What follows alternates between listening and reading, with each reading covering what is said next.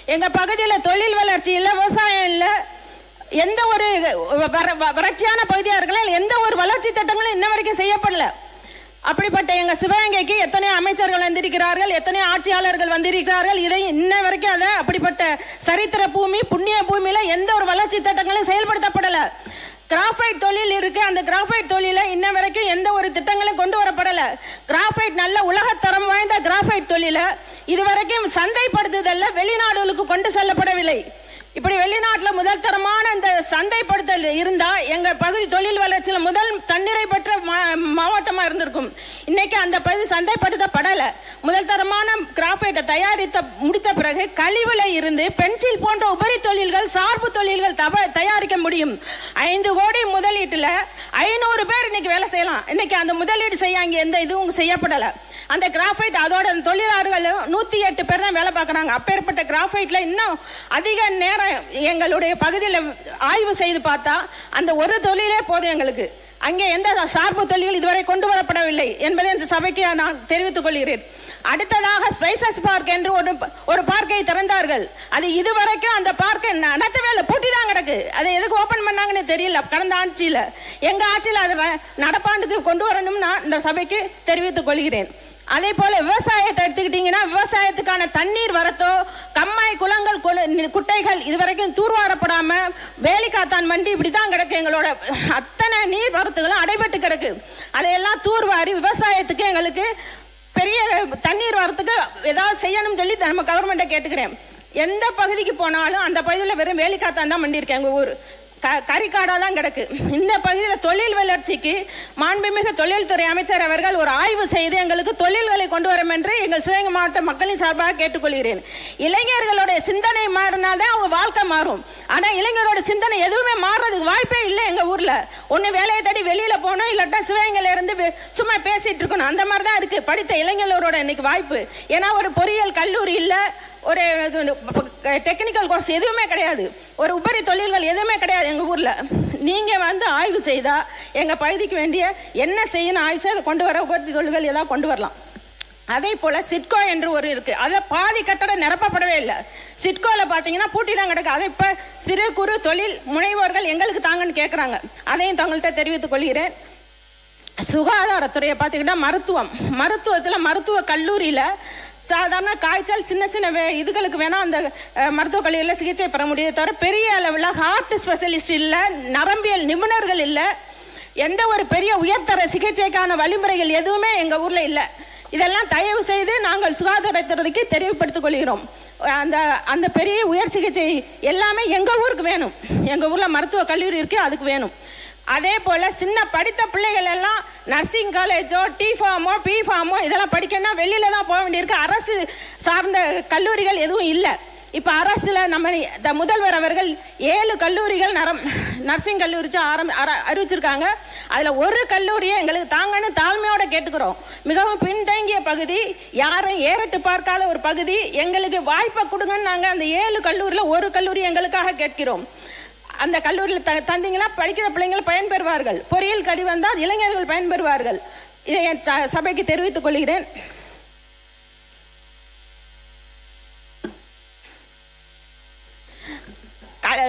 சுகாதாரம் என்ன, ஆரம்ப சுகாதார நிலையங்கள் இல்லாத எத்தனையோ கிராமப்புறங்கள் எங்கள் பகுதியில் இருக்கு. கர்ப்பிணி பெண்கள் எல்லாம் தூக்கிட்டு ஓடணும், இல்லைன்னா எங்கேயாவது பக்கத்தில் இருக்க சின்ன கிராமங்கள்லேருந்து டவுனுக்கு வரணும். இது அங்கேயே ஒரு ஆரம்ப சுகாதார நிலையம் இருந்தால் எங்களுடைய கிராமப்புற மக்கள் பயன்பெறுவார்கள்.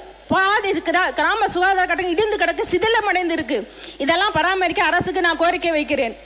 எங்க ஊர் பார்த்தீங்கன்னா சசிவர்ண தேவரால உருவாக்கப்பட்ட எங்க ஊர் வந்து இன்னைக்கு தெப்பக்குளம் ரொம்ப அழகான இடம். அந்த நகர நிர்மாணிக்கப்படும் பொழுது அந்த தெப்பக்குளத்திலிருந்து நீர் வந்து அரண்மனைக்குள்ள போகும். அப்பேற்பட்ட அந்த தெப்பக்குளம் இன்னைக்கு கவனிக்கப்படாம, தூர்வாரப்படாம சிதிலமடைஞ்சு கிடக்கிறத பராமரித்து பண்ணி எங்களுக்கு சீரமைத்து தர வேண்டும் என்று கவர்மெண்ட்ல நான் கோரிக்கை வைக்கிறேன். அதே மாதிரி அரசனி முத்துப்பட்டின்ற தெப்பக்குளமும் அதே மாதிரி தான் இருக்கு. இதெல்லாம் சீரமைத்து தரன்னு கேட்குறேன். கல்லல் காளையார் கோயிலில் வந்து 70 வருஷமா போராடிட்டு இருக்காங்க ஒரு பேருந்து நிலையம் இருக்கணும்னு. இதுலேயும் அமைச்சர்கள் 2 பேர் இருந்திருக்காங்க எங்கள் ஊரில். திருப்பத்தூர்ல ஒரு அமைச்சர் இருந்திருக்காரு, எங்க ஊர்லயே ஒரு அமைச்சர். இதுவரைக்கும் அந்த காளையார்கள் பேருந்து நிலையத்துக்கு என்ன செய்யணும்னு இதுவரைக்கும் செய்யல. சின்ன வெயில்ல நிக்கிறாங்க மக்கள்லாம். ஒரு நிழல் கூட அமைத்து ஒரு நல்ல பஸ்ஸான தரமா இன்ன வரைக்கும் அமைச்சு தரல. காளையார்களுக்கு பைத்து அங்கே குப்பை கிடங்கு, சிவகங்கைக்கும் காளையார் கோயிலுக்கும் குப்பை கிடங்கு அதிக அளவு இருக்கு. அந்த குப்பை பிரச்சனை எப்படி பாத்தீங்கன்னா மக்களுடைய சுகாதாரத்தோட பெரிய வாழ்க்கை பிரச்சனையா இருக்கு. மருத்துவ கல்லூரி பக்கத்துல குப்பையை கொட்டுறாங்க. மருத்துவ கழிவுகள் இங்க கொட்டப்படுது. அந்த மருத்துவ கழிவுகளை வெளியே எடுத்துட்டு போய் கொட்டுங்கன்னா அதை இன்ன வரைக்கும் கேட்காங்க ஆள். நாங்க தனியா போராடிட்டு இருக்கேன். இந்த குப்பை கடைக்காக நான் தனியா போராடிட்டு இருக்கேன். குப்பை கடைக்கு ஒரு இடம் பார்த்து தாங்க, இந்த கழிவுகளை வெளியேற்றி எங்களுக்கு சுகாதாரம் பண்ணித்தாங்கன்னா அதுக்கு இன்னைக்கு அதிகாரிகள்கிட்ட எந்த நடவடிக்கையும் இல்லை. நாங்களா போராடி இருக்க வேண்டியிருக்கு. இந்த குப்பை கடைக்கு ஒரு தீர்வு எங்களுக்கு நம்ம கவர்மெண்ட்ல கிடைக்கும்னு நான் நம்புறேன். அடுத்து சின்ன குழந்தைகள் 8ஆம் கிளாஸ் படிச்சுட்டு 10ஆம் கிளாஸ் போகணும்னா இடைநீற்றலுக்கு வருது. ஏன்னா 8ஆம் கிளாஸ் படிச்சதோட நடுநிலை பள்ளி முடிவடைஞ்சிருது. அடுத்த தரம் உயர்த்தி 10ஆவது கொடுத்தீங்கன்னா அந்த கிராம பிள்ளைங்க அந்த 10ஆவது படிப்பாங்க, அடுத்து 12ஆவது படிப்பாங்க. இது ரெண்டுமே இல்லாதனால இடைநீற்றல் அதிகமாக இருக்கிறதுனால இந்த குறை தீர்க்க தகுந்த நடவடிக்கை எடுக்க கல்வித்துறையை கேட்டுக்கிறேன். அடுத்ததா எங்க பகுதியில் விவசாயத்துக்கான வழிகள் பெரியார் கால்வாய் மதுரையிலிருந்து மேலூர் வழியா மலம்பட்டியோட நின்று போச்சு. மலம்பட்டியோட ஏன் நின்று போச்சுன்னு இதுவரைக்கும் தெரியல. அந்த தண்ணி 600 கிராமங்கள் பயன்பெறும். எங்க ஊர் தெப்ப குளத்துக்கு அதுல இருந்து தண்ணி வர வாய்ப்பு இருக்கு. இதுவரைக்கும் அந்த மாதிரி எந்த நடவடிக்கையும் எடுக்கல. பெரியார் கால்வாய் திட்டம் செயல்படுத்தப்பட்ட 600 கிராமங்கள் பயன்பெறும். மலம்பட்டியோட அந்த திட்டம் நிறைவேற்ற அதை தயவு செய்து எங்களுக்கு செயல் திட்டமாக்கி வளர்ச்சிக்கு உதவும்படி கேட்டுக்கொள்கிறேன். அடுத்தது காவேரி குண்டாறு. இந்த காவேரி குண்டாறு தலைவர் அறிவிச்சுட்டாங்க. அதனால ரொம்ப சந்தோஷம். எங்க பகுதி பெரிய வளர்ச்சி அடைந்த பகுதியா வர்றதுக்கு விவசாயத்துக்கு எல்லாத்துக்குமே பெரிய உதவியா இருக்கும். இது எங்க ஆட்சியோட பொற்காலம்னு சொல்லுவேன். ஏன்னா இந்த காவேரி குண்டாறு திட்டத்துக்காக எவ்வளவோ வருஷமா போராடி இருக்கோம். ஆனா தலைவர் வந்த உடனே அந்த திட்டத்துக்கு எங்களுக்கு அறிவிச்சிருக்காங்க. அதனால எங்க விவசாய மக்கள் சார்பாக நன்றி தெரிவிக்கிறேன். அந்த திட்டத்தால 12,000 கிலோமீட்டருக்கு புதுக்கோட்டை மாவட்டம், சிவகங்கை மாவட்டம், ராமநாதபுரம் 3மே பயன்பெறும். இந்த காவேரி குண்டார் திட்டம் உள்ள வந்துட்டா 12,000 கிராமங்கள் பயன்பெறும். அதனால தலைவருக்கு எங்கள் மாவட்டங்களின் சார்பாக நன்றியை தெரிவித்துக் கொள்கிறோம். அடுத்ததா இந்த பட்டா பிரச்சனையில் பார்த்தீங்கன்னா நிறைய பட்டா இல்லாமல் 5 வருஷம் 10 வருஷம் இல்லை 15 வருஷம் அங்கே இருக்கிறவங்களுக்குலாம் பட்டாவே கிடையாது. கேட்டால் வனப்பகுதியில் இருக்கீங்க, கத்தப்பட்டுன்னு இருக்கிற ஊரில் 150 குடும்பங்கள் இருக்காங்க. 67 வருஷமா பட்டா கேட்டுக்கிட்டு இருக்காங்க. இது வரைக்கும் பட்டா கொடுக்கவே இல்லை. கேட்டால் வனப்பகுதின்னு சொல்கிறாங்க. வனப்பகுதியில் இருக்க விவசாயம் பண்ணுறாங்க. விவசாயத்தை கரண்ட் இழுத்துருக்காங்க, விவசாயம் பண்ணுறாங்க. 67 வருமா போடுறாரு. அவங்க பெரிய பணக்காரங்க கிடையாது, சாதாரண ஏழை நடுத்தர தட்டு மக்கள். அவர்கள் அந்த சின்ன பகுதியில் குடியிருந்து வரவங்களுக்கு நம்ம கவர்மெண்ட்ல வனப்பகுதியாக இருந்தாலும் கூட அந்த நிலப்பரப்பு வனப்பகுதியை சேர்ந்ததாக இருந்தாலும் கூட தகுந்த நடவடிக்கை எடுத்து அதுக்கு உதவும்படி நான் கேட்குறேன்.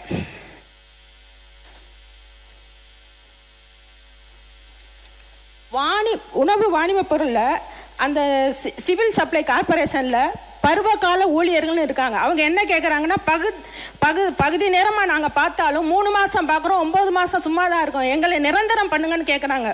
ஒரு 300 பேர்கிட்ட இருக்கிற அவங்களுக்கு நீங்கள் தகுந்த நடவடிக்கை எடுக்கணும்னு தாழ்மையோட கேட்டுக்கிறேன். அதே மாதிரி எங்கள் தொகுதிக்குட்பட்ட காஞ்சரங்கால் குரூப் காமராஜர் காலனி பகுதியில் 1963 இனாம் ஒழிப்பு சட்டப்படி உளவடை பெயரில் அரசால் பட்டா வழங்கப்பட்டது. பத்திரப்பதிவும் செய்யப்பட்டுள்ளது. அதில் அரசு கடன் பெற்று 72 குடும்பங்கள் வீடு கட்டி 40 வருடங்களாக வசித்து வருகின்றனர். 1983 சென்னை டிடிசிபி அப்ரூவ்டு பிளாட்டுகள் விற்பனை செய்யப்பட்டது. 1983 யூடிஆர் பட்டா பெற்று சம்பந்தப்பட்ட நபர்களின் பெயரில் பட்டா உள்ளது. யாதொரு அதிகாரப்பூர்வமான தகவலின்றி சில குடியிருக்கும் வீட்டிற்கு மின் இணைப்பு தர மின்சார வாரியம் மறுக்கின்றது. மேலும் இந்து சமய அறநிலைத்துறையின் HRC சட்டம் 73 படி ஆக்கிரமிப்பாளர்கள் என்று கூறி வீடுகளை சீல் வைப்போம் என்று நோட்டீஸ் அனுப்புவது பொதுமக்களை அச்சுறுத்தும் வகையில் உள்ளது. HRC எந்த ஆதாரமும் இன்றி இந்த பகுதி இடங்களை பத்திரப்புத்துறையில் மதிப்பிழப்பு செய்யப்பட்டுள்ளது. ஆகவே நமது அரசு இதற்கு தீர்வு காண குழு அமைத்து விசாரித்து விடுபட்டவர்களுக்கு பட்டா வழங்க ஆவணம் செய்யும்படி தாங்களை தாழ்வுடன் கேட்டுக்கொள்கிறேன்.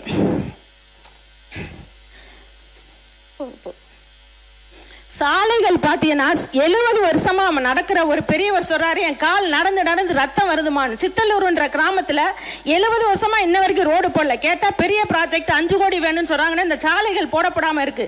நம்ம பொற்கால ஆட்சியில நம்ம கிராமங்கள்ல சாலைகள் அமைத்து தர வேண்டும் என்று சபைக்கு கோரிக்கை வைக்கிறேன்.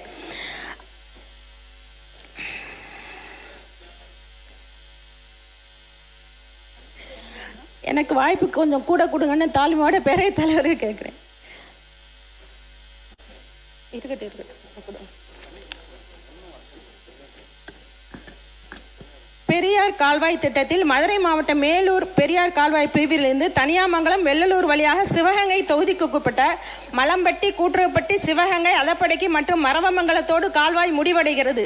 நீண்ட வருடமாக சுமார் 600 கிராம விவசாயிகளுக்கு பாசனத்திற்கு தண்ணீரின்றி வருவாயால் குடும்பங்கள் பாதிப்பு நிலையில் உள்ளது. ஆகவே கால்வாயை சீரமைத்து விவசாயத்துக்கு தண்ணீர் கிடைக்க நமது அரசு நடவடிக்கை எடுக்கணும் கேட்டுக்கிறேன். விளையாட்டுத்துறை ஏதாவது அந்த ஊரில் ஏதாவது ஒரு இது இருக்கணும். ஒன்று பின்தங்கி போய் விவசாயம் செழிக்க வளர்ச்சி இருக்கணும், தொழிலுக்கு வளர்ச்சி இருக்கணும், இல்லை அவங்களுக்கு சின்ன படிக்கிறக்காவது எதுவுமே இல்லை எங்கள் ஊரில். அப்போ கல்லூரிகள் பார்த்தீங்கன்னா நர்சிங் காலேஜ் ஒன்று வந்துருச்சுன்னா பிள்ளைங்கள் பயன்படுவாங்க, பொறியியல் காய்ச்சா பசங்க இருப்பாங்க. விளையாட்டில் பார்த்தீங்கன்னா எந்த ஒரு இதுவுமே இல்லை. நல்ல காலேஜ் எங்கள் காலேஜ் சண்முகராஜா மன்னரால் துரைச்சங்கம் அவங்க அப்பா பேரால் நிறுவப்பட்ட ஆர்ட்ஸ் காலேஜில் இடம் அதிகமாக இருக்குது. அந்த இடத்துல MBA கொண்டு வரலாம், பிள்ளைங்க படிக்கிறதுக்கு பார்மசி கோர்ஸ் கொண்டு வரலாம். எந்த ஒரு உயர்கல்வியுமே இல்லை. BEd EEd எந்த காலேஜுமே இங்கே கிடையாது. ஆனால் இடம் நிறையா இருக்கும். யூனிவர்சிட்டிக்கு தகுதிக்கு உள்ள எங்கள் காலேஜில் இன்னும் பலதரப்பட்ட துறைகள் கொண்டு வரப்படவே இல்லை. அப்படிப்பட்ட துறைகள் வந்தால் பிள்ளைங்க வெளியே போக மாட்டாங்க. எங்கள் ஊர் பிள்ளைங்க வெளியே போய் அதிக காசு கொடுத்து தனியார் கல்லூரியில் சேர மாட்டாங்க. எங்கள் ஊர் பிள்ளைங்க எங்கள் காலேஜில் படிக்கிற அளவுக்கு எங்கள் காலேஜில் எல்லா வசதியும் இருக்கும், ஒன்றும் வரல. இதை கவனத்துக்கு கொண்டு அதேமாதிரி காலேஜில் நிலப்பரப்பு அதிகமாக இருக்கிறனால, விளையாட்டு மைதானம் இருக்கிறனால விளையாட்டுக்கு அதிக முக்கியத்துவம் கொடுத்து விளையாட்டு மைதானங்களை சீரமைக்க வேண்டும் என்று கேட்டுக்கொள்கிறேன். சர்வதேச போட்டிகளில் கலந்து கொள்ற அளவுக்கு தேசிய அளவில் கலந்து வெற்றி பெற்ற வீரர்கள் எங்கள் ஊரில் இருக்காங்க. இவங்களுக்கெல்லாம் வாய்ப்பு கொடுத்து எங்கள் பிள்ளைங்களுக்கு வாய்ப்பு தர வேண்டுமாறு கேட்டுக்கொள்கிறேன் சபை. ஆசிரியர் தகுதி தேர்வு எழுதி நியமன தேர்வு எழுதி தேர்ச்சி பெற்ற அனைவருக்கும் மறுதேர்வு இல்லாமல் பணி நியமனம் செய்ய வேண்டும் என்று கேட்டுக்கொள்கிறேன். மஞ்சு விரட்டு ஜல்லிக்கட்டு பாரம்பரிய முறையில் நடத்திட அரசு நடவடிக்கை வேண்டும் என்று கேட்டுக்கொள்கிறேன். மாற்றுத்திறனாளிகளுக்கு புதிய குடியிருப்பு பகுதிகள் வேண்டும் என்று எங்களை ரெக்வஸ்ட் பண்ணி கேட்குறாங்க. அவங்களுக்கு சமத்துவம் போல தனி குடியிருப்பு பகுதி வேணும்னு கேட்குறாங்க. ஸ்பைசஸ் பூங்கா செயல்படாமல் உள்ளது, இது செயல்பாட்டுக்கு வர வேண்டும் கேட்டு எங்கள் பகுதியை தயவு செய்து பின்தங்கிய பகுதியாக சரித்திர பூமி, ரத்தம் தோய்ந்த பூமி, பல வெற்றிகளுக்கு சுதந்திர போற வரலாற்றில் முதல் களம் எங்களுடையது. என் பாட்டி வேலுநாச்சியாருடையது. அவங்களுடைய வாரிசுதாரரா எனக்கும் வாய்ப்பு கொடுத்து ஒரு பெண் வேட்பாளரா என்னை இங்கே நிற்க வச்ச என் தளபதி அவர்களுக்கு கோடான கோடி நன்றிகளை செலுத்தி நல்ல வாய்ப்புக்கு நன்றி கூற விடைபெறுகிற. நன்றி, வணக்கம். மாண்பு உறுப்பினர் உட்கார அவனுக்கு கொஞ்சம் ஒரு நிமிஷம். மாண்பு உறுப்பினர், நாங்களாம் வேலு நாச்சியார் நாமெல்லாம் பார்த்ததில்லை. சிவகங்கை மாவட்டத்திலிருந்து நான் வேலு நாச்சியார் பூமியில் வந்திருக்கேன். சீறி பாய்ந்து விட்டீர்கள். சிவகங்கை பற்றி மிக மிக மிக மிக சிறப்பான கருத்துக்களெல்லாம் சொல்லியிருக்கின்றீர்கள். உங்கள் கனவு நனவாக என் வாழ்த்துக்கள்.